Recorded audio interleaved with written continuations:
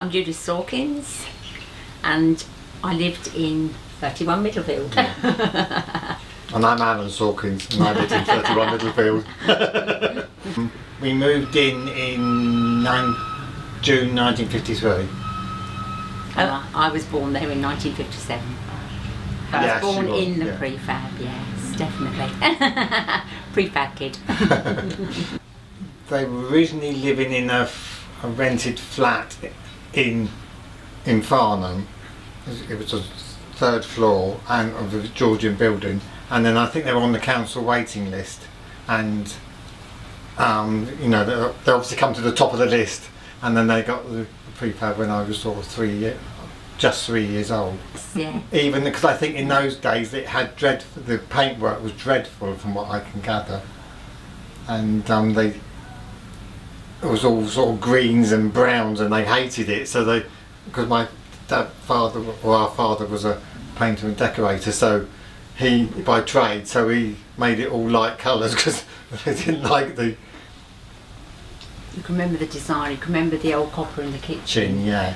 And it had a gas fridge. The doors, they opened into the room, and that opened into the room. You couldn't get through it quick enough, could you? No.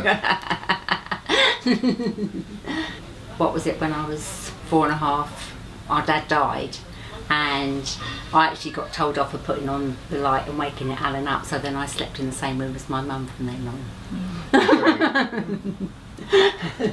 Disturbing his beauty sleep. Don't know about that.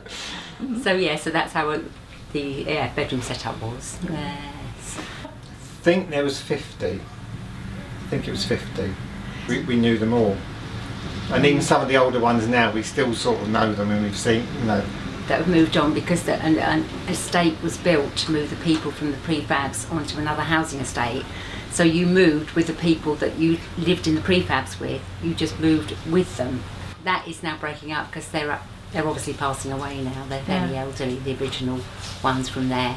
Yeah. And one of the pictures over there still lives on our estate. Funniest one, we used to make camps and things with the, because as I said, it was a corrugated shed, and outside of there you'd put a table up, wouldn't you, and chairs on top to make a wagon. And I can remember, I think you got told off. You got told off because I think I fell off the back of it or something. You did something, yes. And I got the blame for it. And I think the other one of the funny ones, because the chimney used to get blocked in the prefabs, and because our mother was on her own, she used to have to get a table outside the back door and put a chair on the table to get on the roof to clean. That's it, to clean the cow. Yeah. And I wasn't around, which I wasn't, you see. I can remember getting told off, myself and another little girl, because we were laughing at her brightly coloured blooms. Or long johns as they were called in them days. Yeah. So there's lots of memories, and I mean they did have big gardens, and you had your vegetable patch. Out the front, and ours were out the front. 67. They didn't want to move, did they? They didn't want to move it, but they were really damp by then, you see. They'd served their life. Yeah. They were all built especially to move the people on. Apart from the ones that had to move into 3-bedroom houses because they got... And how did your mum feel about leaving? Well, she said she'd move, and then she was determined that she was going to move back onto the site of Middlefields again. It's still there now, but it's a different housing estate. But she never did. She didn't like it so much, so we stayed where we were. Would you live in a prefab now? I don't think you'd live there now. No, but I don't they think were lovely so now. At the time, they were, when we were growing up, they were lovely. Yeah. But I don't think we would.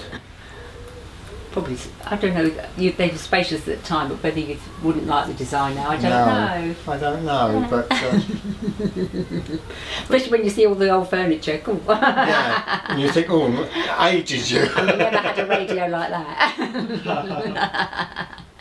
Ours was smaller than that. Yeah. With the frontage to it, didn't it?